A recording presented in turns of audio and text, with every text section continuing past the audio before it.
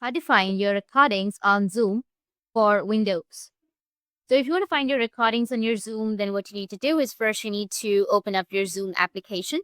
Once you open up your Zoom, you need to go with your settings. If you don't find the settings option, you need to go with your profile at first, which is to the top right, and then you will have settings. You need to click on settings.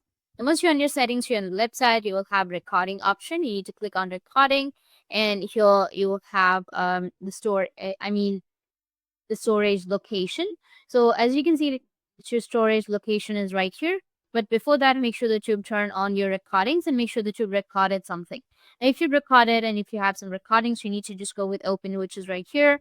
And as you can see that in my case, the folder is empty because I don't have any recordings right here.